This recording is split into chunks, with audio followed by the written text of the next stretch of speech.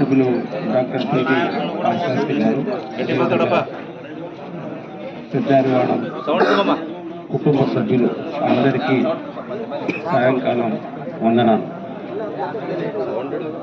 ముందుగా నేను ఎమ్మెల్యే గారికి మనవి చేసేది ఏంటంటే, ఇప్పుడు మా గ్రామ యువకులు కానీ ప్రజలు కానీ వెలువచ్చిన అభిప్రాయాలకు ఒకటే కారణం సార్, మనోవేదన.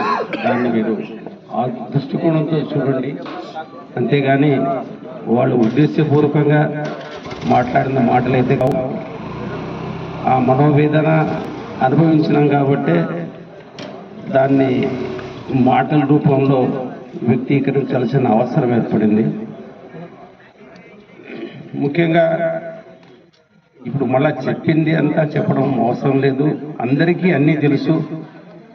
1503 జీవో ప్రకారం వచ్చింది, అది మళ్ళా మనం చేస్తున్నది అందరికీ కూడా. That is RT GO, routine GO. దానికి కాలావధి 30 రోజులే. 30 రోజుల అభిప్రాయాలు తీసుకున్న తర్వాత మళ్ళీ ఫైనల్ జీవో రూపంలో డ్రాఫ్ట్ జీవోలో అమలు చేయాలి.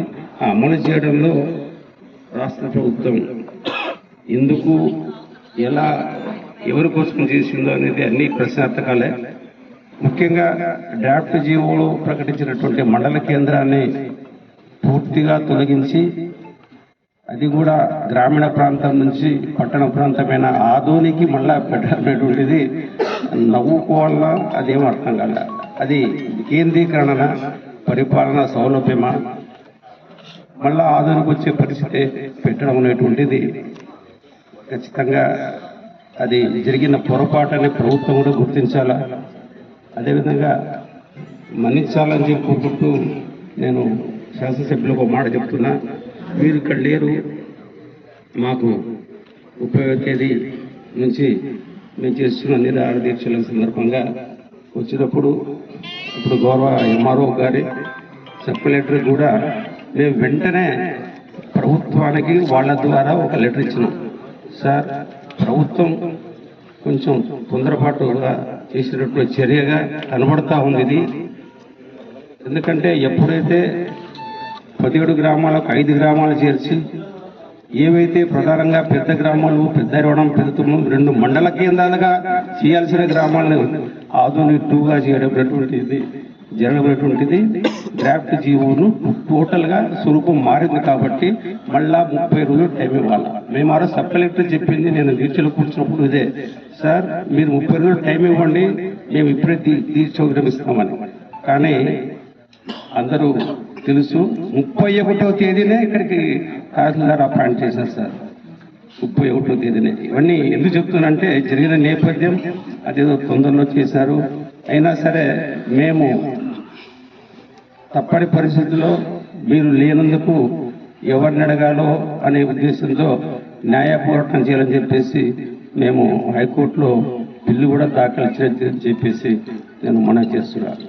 ఆ బిల్లు దాఖలు చేయడం కూడా మేము ప్రభుత్వాన్ని అభ్యర్థిస్తున్నాం కాబట్టి ప్రభుత్వానికి చెప్తున్నాం, ఏమని మీరు చేసిన చర్య గురించి కొంచెం ఆలోచించండి అనే విధంగానే మేము కోర్టును అభ్యర్థించినాం.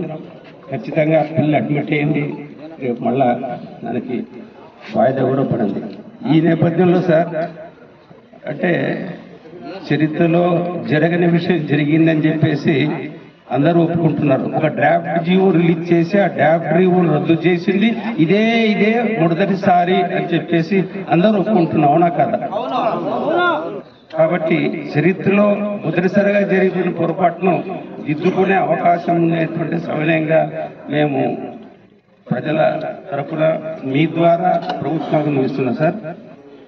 ఇప్పుడు మా మండలం ఒకటే కాదు, మీ కోరిక ప్రకారం 3 గ్రామీణ మండలాలు, 1 అర్బన్ మండలం, 4 మండలాలు, ఆదోని జిల్లా, దీనికి సంబంధించి మీ ఆధ్వర్యంలో మళ్ళా ఒక కొత్త డ్రాఫ్ట్ జీవో రిలీజ్ చేసి 1 రోజులు టైం ఇచ్చి దాన్ని వెంటనే అమలు చేసే అవకాశం ఉంది సార్.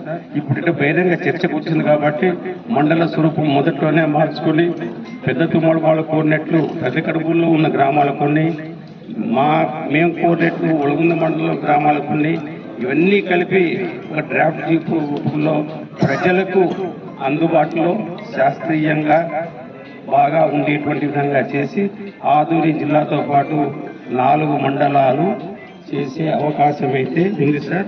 ఇది కూడా చరిత్ర రికార్డ్ అయిపోయింది సార్. చరిత్రలో రద్దు చేసినటువంటి రికార్డును దాన్ని తుడిచిపెట్టాలంటే ఇది సాధ్యమైనటువంటి అభిప్రాయం సూచాగా మేము ముందుస్తున్నాం తప్ప ఇంకో అర్థంగా అర్థం చేసుకోవద్దండి. అది మీ వల్లనే సాధ్యం. ఎందుకంటే మీరు అసెంబ్లీలో అడిగిన విషయాన్ని ఇప్పటికీ కూడా అదే మాటకు కట్టుబడినా నేను 2 మండలాలు ఒప్పుకోలేదు, నాకు తృప్తి ఇవ్వలేదని చెప్పినందుకు మీకు ధన్యవాదాలు సార్. ఈ నాట్ సాటిస్ఫైడ్ మండలం చెప్పాడు సార్, నాకు 2 మండలాలు తృప్తి ఇవ్వలేదు, మీకు తృప్తి ఇచ్చిందేమో పెద్ద మండలం, కానీ నాకైతే 4 కావాలనుకున్నాను, కానీ మీ మీద క్యాన్సిల్ చేసింది బాధ నాకు ఉంది అని చెప్పేసి సార్ ఫోన్లో చెప్పినాడు. సార్ లైవ్లోనే ఉంది అది కూడా. కాబట్టి సార్ 4 మండలాలు కట్టుబడి ఉన్నాడు, జిల్లా కట్టుబడి ఉన్నాడు. ఇప్పుడు జిల్లా కూడా ఒక పెద్ద అంశంగానే ఉంది. కాబట్టి ఈ 2 కూడా మీ ద్వారా సాధ్యము. మేము మీ అంట ఉంటాము సార్. ఖచ్చితంగా ప్రభుత్వానికి మీరు మీ శక్తి సామర్థ్యాలు ఉపయోగించి కూటమి ప్రభుత్వంలో ముఖ్యమంత్రి దృష్టికి, అదేవిధంగా జిల్లా మంత్రుల దృష్టికి కాకుండా పొరుగు నియోజకవర్గాల శాసనసభ్యులతో కూడా చర్చించి దీన్ని ఖచ్చితంగా జిల్లా 4 మండలాలు చేసి మళ్ళా ఇటువంటి చెప్పిన మాట నిలబెట్టుకున్న ఎమ్మెల్యే అని నిరూపించుకుంటారని చెప్పి